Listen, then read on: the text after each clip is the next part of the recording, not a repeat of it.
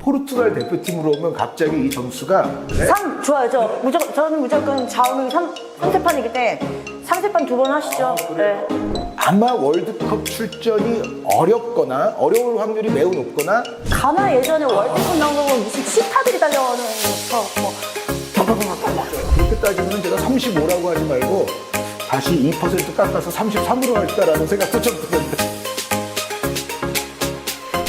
그렇다면 우리나라는 H조로서 포르투갈 그리고 가나 그다음에 우루과이가 맞지 않습니까? 근데 이 나라 이 3국의 축구 수준은 어느 정도인가요? 오, 높죠. 높죠. 그 포르투갈 같은 경우는 일단 액면가 멤버로 봤을 때는 우승 후보 중에 하나라고 해도 과언이 아니에요. 다만 그런데 포르투갈이 지금 아주 상위권 우승 후보로 평가를 못 받거든요. 전 세계 전문가들, 평론가들, 미디어들에 의해서 뭐 한 6, 7등 정도 우승 후보 혹은 뭐 좀 박하게 주면은 뭐 한 8등, 9등 뭐 그 정도로 좀 순위가 내려가 있죠. 그거는 월드컵 예선도 약간 아슬아슬하게 통과를 한 데다가 여전히 보면은 팀 전체가 좀 기복이 있고 이제 이런 게 있어요. 예를 들어 맨체스터 시티에 지금 포르투갈 선수들이 여러 명이 있는데 이 선수들이 맨체스터 시티에서 뛸 때는 100점짜리 플레이를 해요. 거의 뭐 120점짜리 플레이를 하는데 포르투갈 대표팀으로 오면 갑자기 이 점수가 한 60점짜리로 바뀌어요.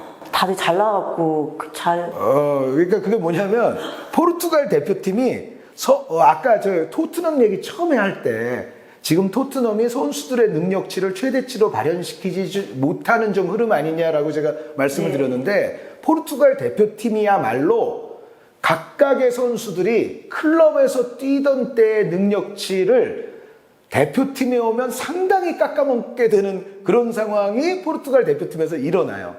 네, 그거는 이제 포르투갈 대표팀 주력 선수들의 상당수가 사실은 좀 적극적인 운영을 하고 공격력이 아주 활화산 같고 뭔가 그런 볼을 또 오래 또 소유하면서 경기도 아주 주도를 하고 그런 유형의 팀들에서 뛰는 선수들이 꽤 많은데 포르투갈 대표팀에 모이면 경기 운영 자체도 상당히 소극적이고 상당히 단조롭고 움직임의 패턴의 어떤 가짓수도 클럽에서의 뛸 때보다 가짓수 자체가 훨씬 협소해져 있고 이제 그런 팀이 지금 포르투갈이에요. 그래서 사실은 멤버만 보면 정말 몇 손가락 안에 꼽힐 만한 우승 후보 같은데 실질적으로 사람들의 평가는 포르투갈은 한 6, 7등 바뀌지 이런 평가를 많이 듣고 있는 거죠. 그런데 어찌됐건 개별 선수들을 봤을 때 그 수준은 상당히 높다. 포르투갈은 정말 이게 제대로 발현만 되면 강력한 우승 후보라고 해도 이상하지 않을 정도로 포르투갈은 강팀이 맞고요. 그리고 이제 우루과이 같은 경우는 우리가 이제 카바니, 고딘, 수아레즈, 특히 이제 루이스 수아레즈 선수가 있잖아요. 그 우리가 이러한 어떤 베테랑 선수들의 이름에 이제 주목을 너무 많이 하다 보면 근데 이 선수들 지금 다 미안한 얘기지만 다 늙었잖아. 그러면은 이제 우루과이는 어떻게 보면 해볼만 하겠네? 라는 생각을 할 수도 있는데 요거는 약간 이제 너무 그쪽으로 가면 오산이 돼요.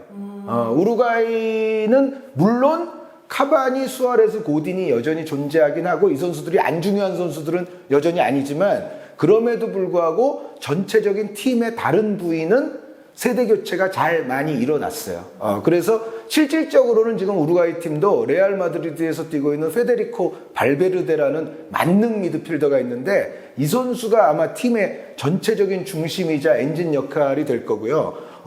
물론 이제 카바니, 고딘, 수아레즈 이 선수들도 제 몫을 해줘야 되기는 하지만 전체적으로 우루과이가 이 너무 노장들로만 이루어진 팀이라고 너무 치부하게 되면 그거는 굉장히 오판일 것이다.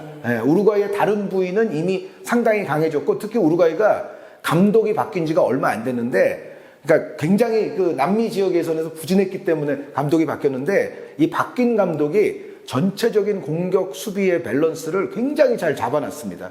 그래서 최근에 물론 뭐 이란에게 지기는 했지만 그 이란이 아주 극단적인 실리 전술을 평가전에서까지도 아주 고집하면서 이긴 거지 전체적인 경기력이 우루과이가 나빴던 건 아니거든요. 그래서 제가 봤을 때는 우루과이와 우리 대표팀을 냉정하게 평가하면 역시 우리가 조금 밀리긴 한다. 우리가 물론 이제 손흥민이라든가 김민재 같은 정말 세계에서도 아주 군침을 삼키는 선수들을 보유하고 있는 건 사실이지만 전체적인 견지에서 보면 우루과이가 그래도 우리보다는 좀 위라고 보여지고 어떤 팀의 결속력이라든가 정신력 그리고 선수들의 어떤 개개인의 능력을 극대화시키는 거 이런 쪽으로는 오히려 포르투갈보다도 우루과이가 좀 더 실속이 있을 수가 있어요.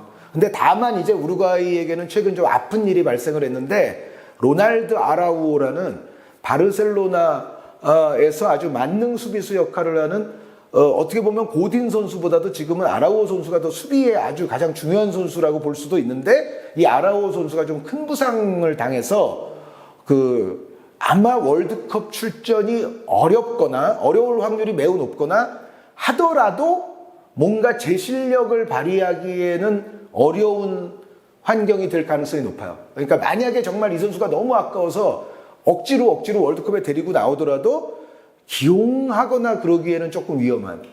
그래서 이 아라우오 선수가 수비 라인에서 측면 수비도 볼 수 있고 중앙 수비도 볼 수 있거든요.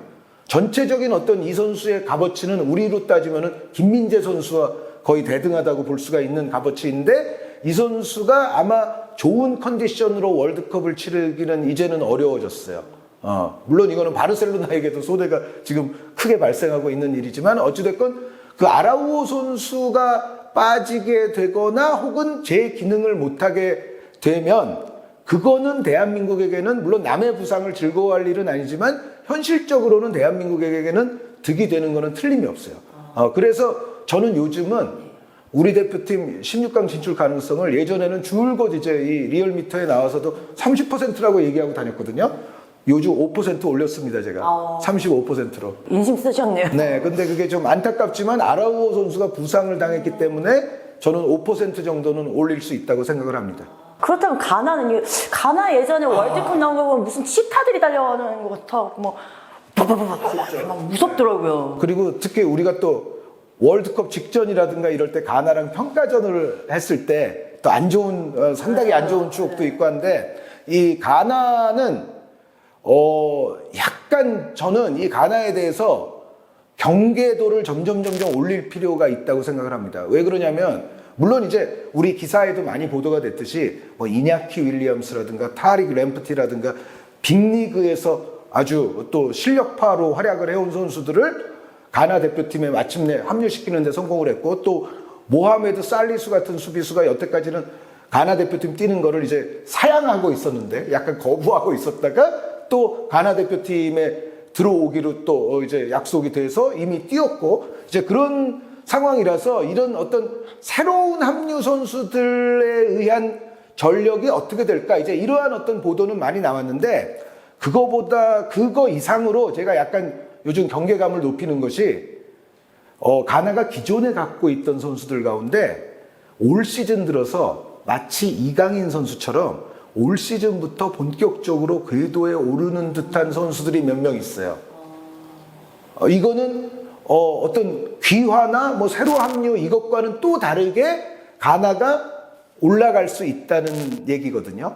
그래서 전체적인 지금까지 해왔던 가나를 보면 이 가나는 우리가 이겨야 되긴 합니다. 그렇죠. 이 가나한테도 뭐 안 이긴다면 이거는 뭐 16강은 얘기가 안 되는 거죠, 기본적으로. 이겨야 되기는 하고 이길 수 있을 것도 같긴 한데 문제는 그 새로 합류한 선수들 플러스 기존 선수들 가운데에서 지금 나아지는 선수들이 있다는 거. 대표적으로 아약스의 쿠두스 같은 선수. 물론 이제 김민재 선수가 챔피언스 리그에서 다 뭐 이제 겪어보고 특히 김민재 선수가 지금 좋은 것이 그 세리에아뿐 아니라 챔피언스 리그를 뛰다 보니까 우리와 상대할 나라의 주요 선수들을 많이 상대해보고 있어요. 지금 김민재 선수가. 그래서 그런, 이거 김민재는 다 상대할 수 있겠는데? 라는 또 우리에게 자신감을 주고도 있기 때문에 그런 부분은 분명히 좋기는 하지만 그럼에도 불구하고 가나의 지금 일부 선수들의 폼이 지난 시즌보다 좋다는 거. 그리고 최근에 아스날의 그 가나 핵심 미드필더인 토마스 파티 선수도 원더골을 또 터뜨리기도 했거든요. 그래서 요즘 리그에서 가나 출신 선수들이 올라오는 선수들이 여러 명 있어요. 한 너댓 명은 되는 것 같아요. 그래서 그런 부분도 우리에게는 좀 신경이 쓰인다. 그렇게 따지면은 제가 35라고 하지 말고 다시 2% 깎아서 33으로 할까라는 생각도 좀 드는데. 3 좋아요. 저는 무조건 좌우명이 3세판이기 때문에 3세판 두 번 하시죠. 네.